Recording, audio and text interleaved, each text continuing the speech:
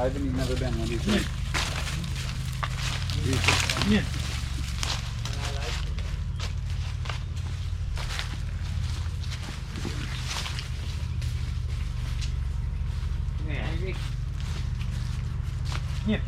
Yeah.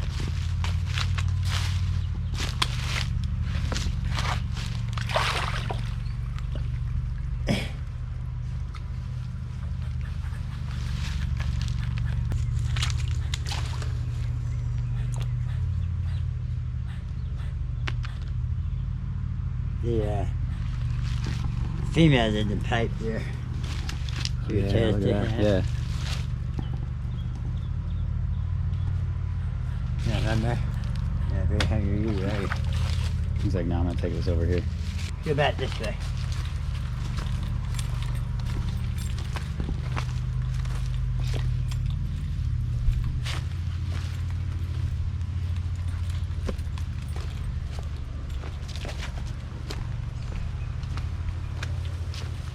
And now she's over there.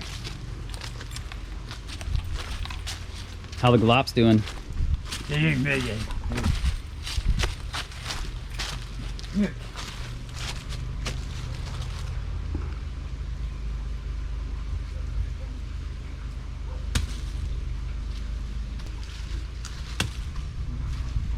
That was really hungry there.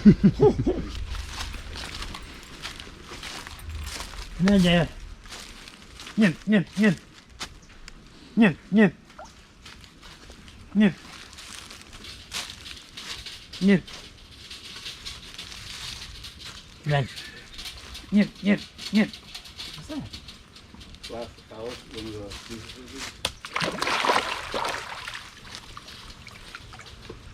yeah, he's got his still. Not there yet.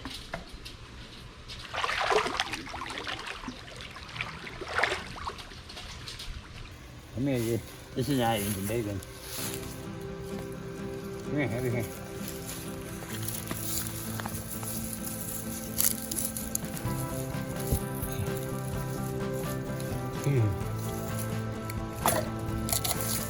Gosh, smash that thing.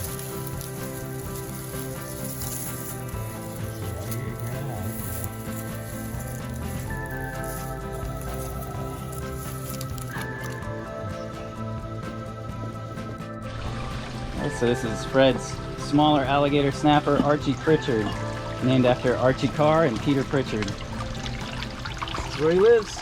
He's got an awesome setup back here with this cool pond, and got lots of little different levels and plants, and he's got a little ledge that he hides under right here. Really awesome stuff.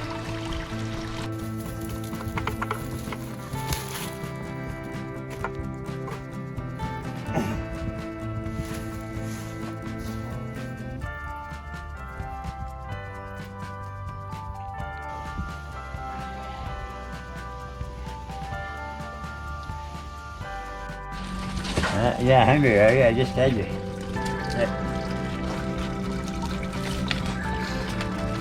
You hungry? Let me pick your bird now, at least.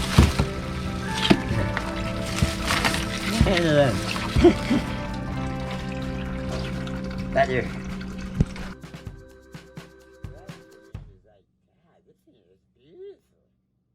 Just like that, wasn't it? Alright guys, so I'm back here at Fred Grunwald's house. I'm on my Florida trip, and one of the things I wanted to kind of pick his brain about was Cyclura iguanas, specifically Lewisii hybrids. And right here he has a setup. This is kind of a little modified bird cage. You can see way down there's a little baby Lewisii, and they just run around back and forth in here. They have rocks, places to hide. And I'm considering getting myself one of these lizards because the care is so similar to like a redfoot tortoise. They eat veggies, they eat some protein, and I can keep them outdoors part of the year. And they just have fantastic personalities. So it's something I've been kind of considering for a few years now. And so I came over here to Fred's. I wanted to kind of check out his setups, see how he does it, and take a look at some of his animals. And over here, here's some juveniles. See right there, one running around inside here. Right here, this one is a little bit older. I think the GoPro kind of freaks her out a little bit, but beautiful, beautiful animal. And so one of the things I wanted to look at was how he built these cages and how he set them up. And you can see they have, you know, opening lids with latches, screen tops. So you open this opens up, and the iguana's down inside there. So it's actually pretty straightforward, which for me is good. I'm not a carpenter, so being able to build it and do it myself is kind of the key, and that's kind of one of the things I wanted to make sure about. And being able to kind of observe how he sets these guys up. This is a very basic setup, but like for anything, you want to provide hides. So this one has the ability to go under these boards and also use this pipe right here to hide in as well, so it feels safe. Latch it back. And then if we walk over here, his setups over here for his adults are just amazing. I love them. They're really open, gives them plenty of places to climb, enjoy the sun, enjoy the fresh air. It's also inside of his cherry head enclosure. But as you can see, these are walk-in enclosures. This is what I would like to eventually have, is a nice walk-in enclosure.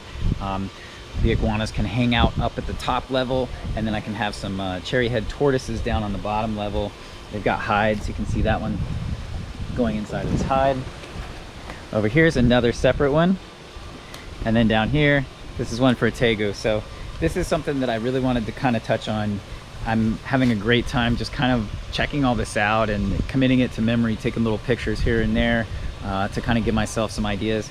And also looking at placement and like where to incorporate it, because placement is important. You want to take into consideration sunlight, hours of sunlight, temperature, exposure to rain and elements, and so you want to make sure your placement's right too before you build. So it's a lot to take in.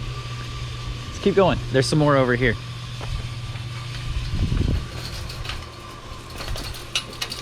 This is like a Caiman and snapping turtle enclosure. I like this one a lot. There's like Caiman hiding inside here. I think they're dwarf Caiman. And there's some snapping turtles in those ponds. Hey, buddy.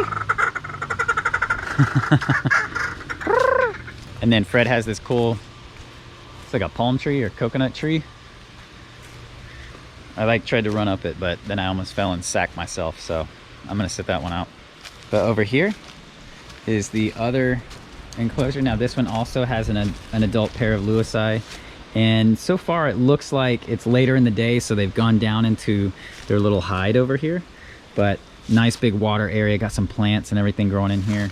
And again, I'm able to kind of look, see the way he does his screen, see the way he does the roof, see the way he's kind of incorporated boards along the bottom edge. Similar to tortoises, it seems that it's a good idea to, even though you're using screen, around the bottom edge to create that visual barrier. You'll see the same thing over here. So here with the crocodilians, you've got the fence, but along the bottom, that visual barrier.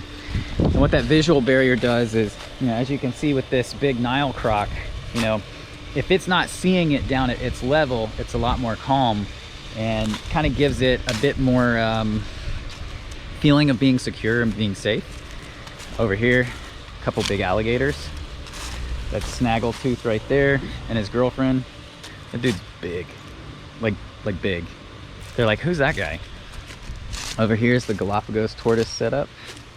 Let's see if we can see the Galapagos tortoises.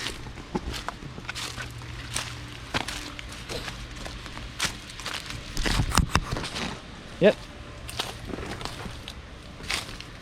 Now that the day has started to cool off, the Galapagos tortoises are all the way in the back of this heated hide. It's got a little heat mat, and then this round shape is able to kind of insulate and radiate some of that heat without getting too hot, but also without being too cold. So in a lot of ways it simulates a burrow, like a lot of tortoises that would utilize a burrow. Speaking of burrows, that's a big burrow right there. This setup is super naturalistic. I love it. So again, just wanted to share with you guys a quick video, kind of hanging out at Fred's, checking out his setups for his Lewisii hybrids. Like I said, hopefully I'll end up with a Cyclura sometime in the near future, and I'll be able to do my best impression of what Fred has done here. Thank you guys so much for watching this video. I'll catch you guys later. Leave a comment, like, comment, subscribe. Do all those things, or don't do all those things. But thanks for watching. I'll catch you guys later. Peace.